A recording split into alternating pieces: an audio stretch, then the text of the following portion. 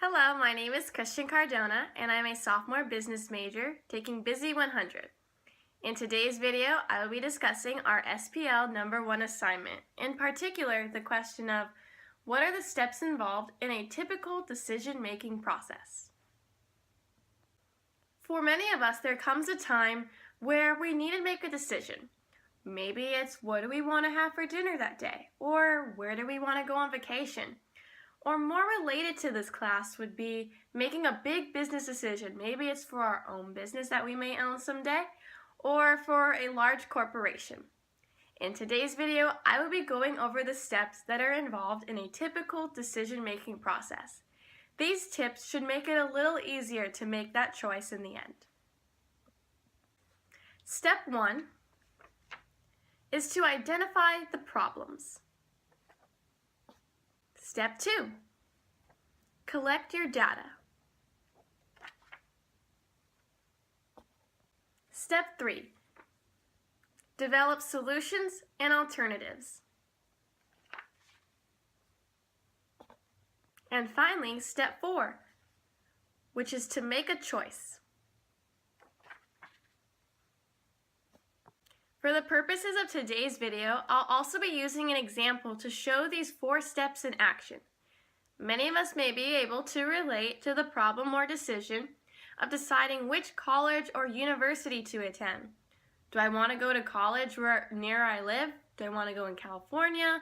Or do I want to go all the way on the East Coast? What do I want to major in? How much exactly do I want to pay for college?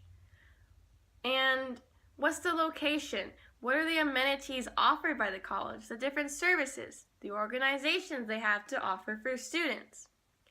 By putting the typical decision-making process into play, this decision may be just that much easier to make. As we discussed, the first step in the typical decision-making process are to identify the problems. In this case, the problems are the uncertainty in which university to attend. That is my problem. Where do I want to go to college? Do I want to go to college in California near my home? How much do I want to pay for college? What major do I want to explore? Do I want to be a business major? Do I want to be an engineering major? This is just step 1. Step 1 calls for the individual to identify the problems and their causes. And to repeat, in this case, the problem that we are discussing for this example is which college or university to attend. Where do I want to attend? How much do I want to pay? What major do I want to major in? By going along the typical decision-making process, this next step should make your decision a little bit easier. Step 2 calls for us to collect data. Collect any data and information that you believe will help you to understand your problem. For example, collect the locations of various universities. Look at their different tuition costs. Maybe the majors they offer, the credibility of the schools, how comfortable you feel attending that university, and even maybe some of the resources, services, and organizations they have to offer to their students. A lot of times, for this particular example, we can collect our data and information by looking at various brochures, attending preview days, going to different tours of the universities. So for this example, I have a pamphlet for the University of the Pacific. Now this is a great resource for collecting data and information for this problem, because even on the front cover, it offers me the credibility of the school, saying it was voted one of the best colleges for 2016 in the nation. And as with any college brochure, they give you different fast facts about the college, rankings, some of the clubs and recreations, most importantly, scholarships and financial aid that is offered, the different steps in the application process, and many other fast facts, tips, tricks, information, data about the university. So these brochures are a great resource for step number 2 in collecting our data and information. As I also said, you can also attend campus tours, go to different preview days, talk to students that go to the university. This is all part of step 2, which is to collect data and information. Step 3 calls for us to develop solutions and alternatives.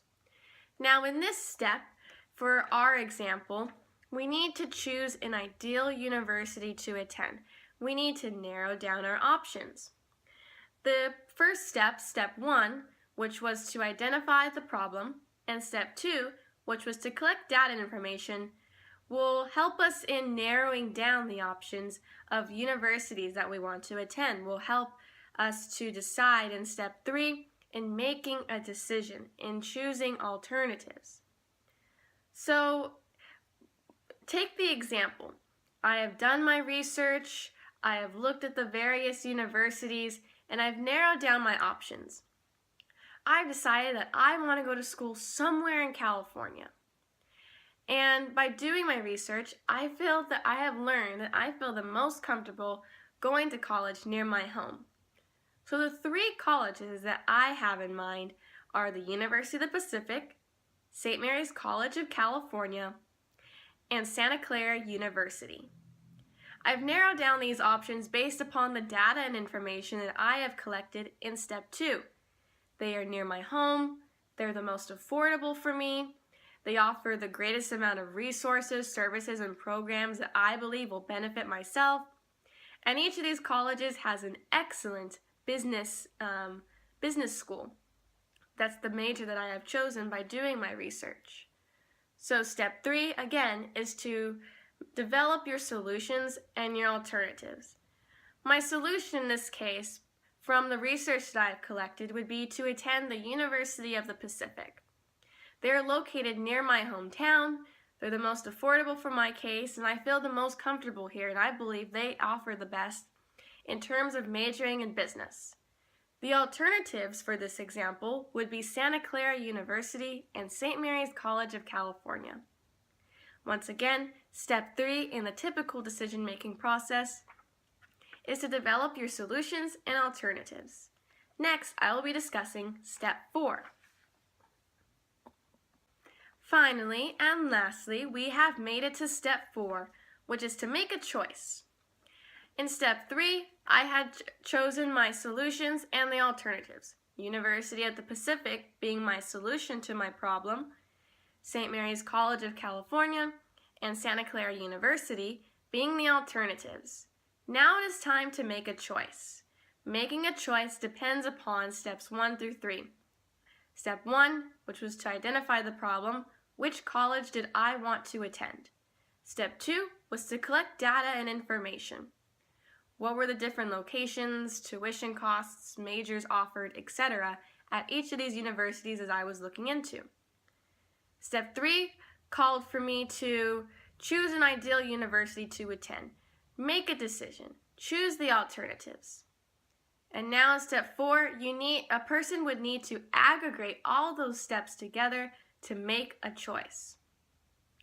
So for the sake of this example, by gathering the data that I have looked at from different brochures, going to preview days at these universities, going to tours, talking to students, my choice would be the University of the Pacific. So, in summary, whether it is that you're making a large business decision, or you're choosing which dinner that you want to have for that night, deciding which vacation that you want to go on next, or as in today's example, choosing and deciding which college that you would like to attend, we can use the typical decision-making process that we have learned from this SPL.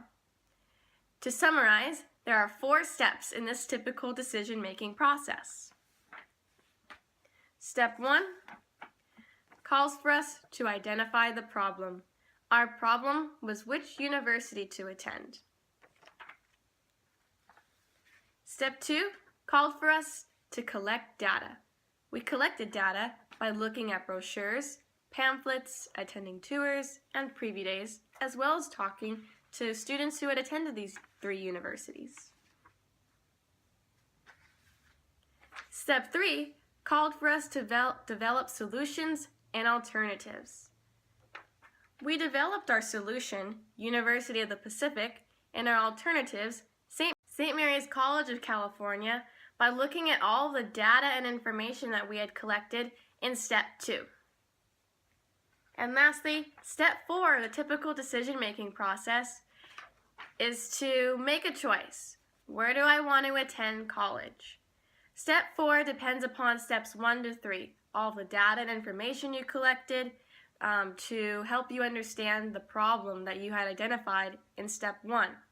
And finally, narrowing down the choice that you would like to make from Step 3. I hope you enjoyed this video and that I made the 4 steps in the typical decision-making process a little bit clearer for you. Thank you for watching.